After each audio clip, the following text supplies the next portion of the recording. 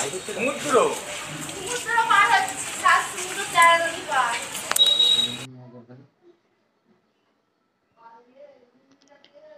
দীর্ঘদিন জলযন্ত্রণার জেরবার এবার তারকেশ্বর পৌরসভার 10 নম্বর ওয়ার্ডের বিবেকানন্দ পল্লী এলাকার বাসিন্দারা। বাম আমল থেকে তারকেশ্বর বিবেকানন্দ পল্লীর বাসিন্দারা অল্প বৃষ্টি হলেই জল যন্ত্রণায় ভুগছে। এলাকার সাধারণ মানুষ, কোনো ছাত্রছাত্রী, শিক্ষক, অফিস যাত্রী থেকে শুরু করে প্রতিদিন বিষাক্ত জল পেরিয়ে যাতায়াত করতে হচ্ছে বাসিন্দাদের। বারে বারে পৌরসভাকে অভিযোগ করেও আজও পর্যন্ত কোনো সমস্যার সমাধান হয়নি। যদিও আশ্বাস দিয়েছে ওই এলাকার তৃণমূল কংগ্রেসের পৌরপ্রধান ও কাউন্সিলর, তিনি জানিয়েছেন পরের বর্ষায় এই সমস্যা মিটে যাবে। টিডিএর কাজ চলছে, আগামী বছর এই সমস্যা মিটে যাবে। অন্যদিকে সিপিএম এর তরফ থেকে দাবি করা হয়েছে যে বাম আমলে যেটুকু কাজ হয়েছে আজ পর্যন্ত কোনো কাজ হয়নি, উন্নয়ন হয়েছে দেখা যাচ্ছে না। পাশাপাশি বিজেপি নেতৃত্ব কটাক্ষ করে। হুগলির তারকেশ্বর থেকে সাহেব দাসের রিপোর্ট। নাহলে ব্যাগে করে নিয়ে যে আবার স্টেশনে পড়তে হবে। কি চাইছেন আপনারা? আমাদের জলটাতে হবে, জলটাতে অন্তত সারা বাজারে ক্লিয়ার হয় থাকে।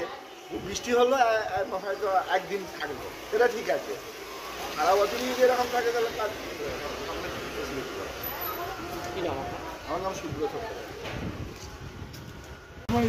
অন্য সময়েও যদি হয় বৃষ্টি তখনও দাঁড়িয়ে কাউন্সিলরকে বলা হয়েছে, বিভিন্নভাবে রিকোয়েস্ট করা হয়েছে, কি বলছেন, আশা দিচ্ছেন সবসময়, কিন্তু বাস্তবে কিছু হচ্ছে না। একদম ঠিক থাকে কোনো, একদম ঠিক থাকে না। না, যেহেতু প্যান্ট ধরি সব ভিজে, যে কোনো সময় বাচ্চারা গেলে, মহিলা যারা যাচ্ছে সব দেখছি তো তারা ভিজে ভিজেই যাচ্ছে, আর দাঁড়িয়ে থাকছে বারবার। আগে হতো না এটা, ইদানিং আরও বেড়ে গেছে নানা রকম। না, এখন তো কোনো রাস্তা নেই, কারণ সব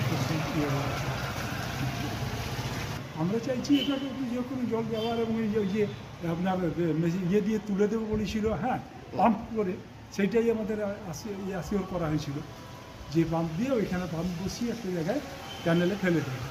সেটি এখনও হয়নি। অনেকেই শুনবে, যারা যাচ্ছে সবাই খুব স্বাভাবিক সেটা। তারপরে ইয়েও হচ্ছে, ইনফেকশান হচ্ছে, পায়ের জল, নানা ধরনের জল ইনফেকশন হয়ে যাচ্ছে। হ্যাঁ, আমার নিজেরই হয়েছে। এইসব চলছে আর কি।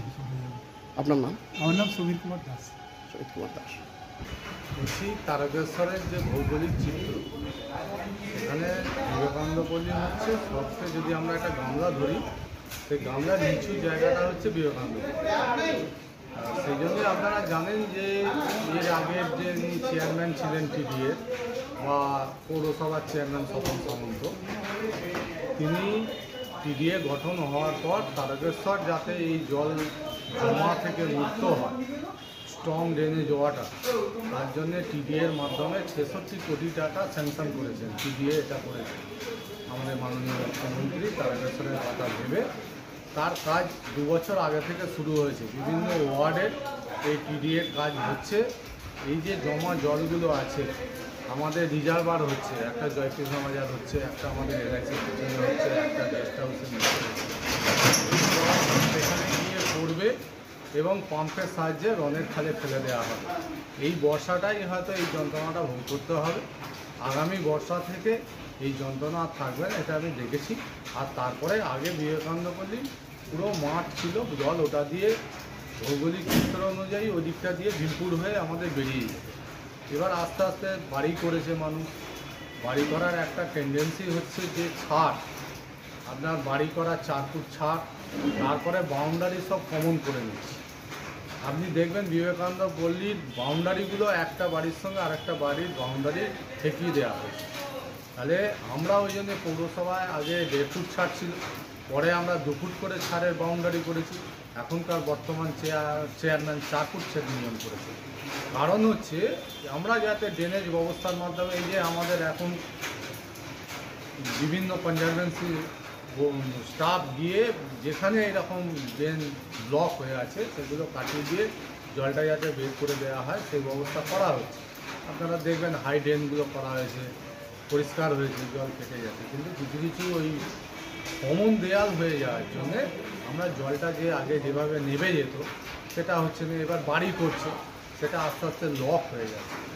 জলগুলো লক হয়ে যাওয়ার ফলে জলটা কাটিয়ে বার করা যাচ্ছে।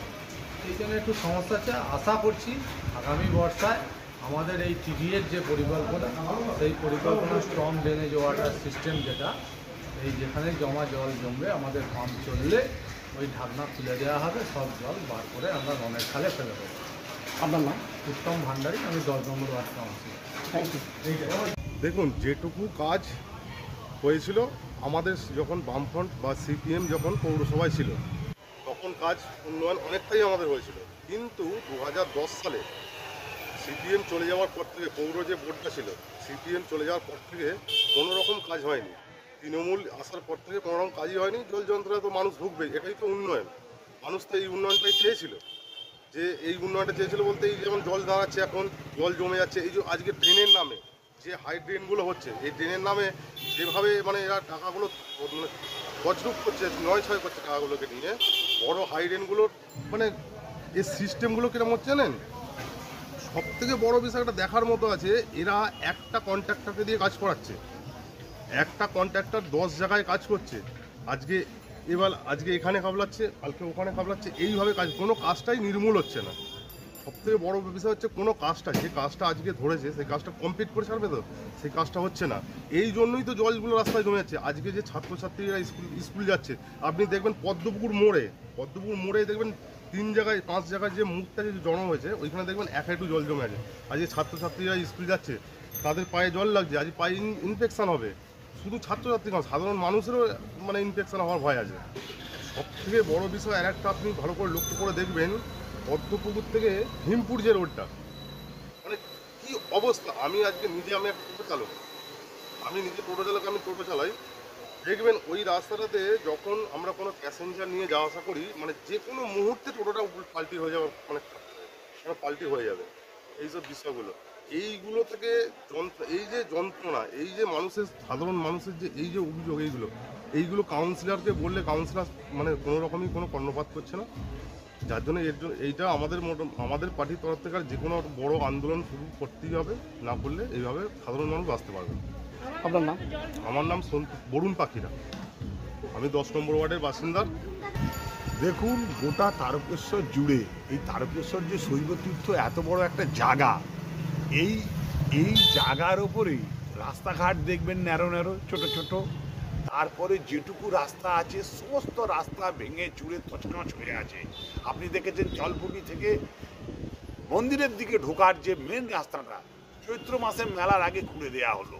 মেলায় ওই কত কষ্ট করে সাধারণ যাত্রীরা পায়ে হেঁটে জল নিয়ে আসে, তারা ওই কাঁকড় পাথরের ওপর দিয়ে কোনো রকমে মরিগো করে কোনো রকমভাবে ওই রাস্তা দিয়ে কষ্ট করে এলো। রইল এবার 10 নম্বরে বিবেকানন্দ পল্লীর ব্যাপার। 10 নম্বর বিবেকানন্দ পল্লী বরাবর ওই রাস্তাটাকে এইরকম এনারা করে রেখে দিয়েছেন। কার স্বার্থে করেছেন, কিসের জন্য করেছেন আমি তা জানি না।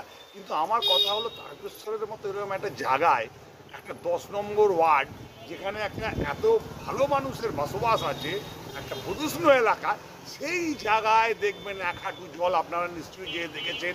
আর এরকম 10 নম্বর ওয়ার্ড কেন, বহু ওয়ার্ড আছে, আপনারা একটু লক্ষ্য করে দেখুন, আপনারা দেখতে পাবেন যে কি অবস্থা তারকেশ্বরে চলছে। কেউ বলার নেই গো, কেউ শোনার নেই গো। আপনারা আছেন মিডিয়ার মাধ্যমে তাও কিছু মানুষ জানতে পারছে। তার পরিপ্রেক্ষিতে যদি কিছু কাজ হয় হবে, আর না হয় না হবে। আর এতদিন তো কাজ না হয়ে এরকমভাবে পড়ে আছে। যা ছিল বাম আমলে, এখনও ঠিক তাই সেম পজিশনে আমরা রয়েছি। এবার বলুন, এই যে এত যে উন্নয়নের কোথায় গেল? উন্নয়ন তো ছিটে ফোটা তারকেশ্বরবাসী দেখতে পাচ্ছে না। এটা যে কোনো তারকেশ্বরবাসীকে জিজ্ঞাসা করলে সে একই কথা বলবে। আপনার নাম? আমার নাম তারকনাথ সাউ, আরামবাগ সাংগঠনিক জেলার সেক্রেটারি, তারকেশ্বর বিধানসভার কর্মী। দেখুন, যারা ওখানে বসবাস করে ওনাদের ন্যায্য দাবি, সত্যি ওনারা কষ্টে থাকে। এবং এই যে বৃষ্টি হচ্ছে, এই অতিরিক্ত বৃষ্টি দেখছেন, দিনরাত বৃষ্টি হচ্ছে। তো সব থেকে তো আমাদের ওদিকটা নিচু জায়গা, ধরুন 9 নম্বর থেকে জলটা ভেসে গিয়ে আপনার 10 নম্বরের উপর দিয়ে যাচ্ছে।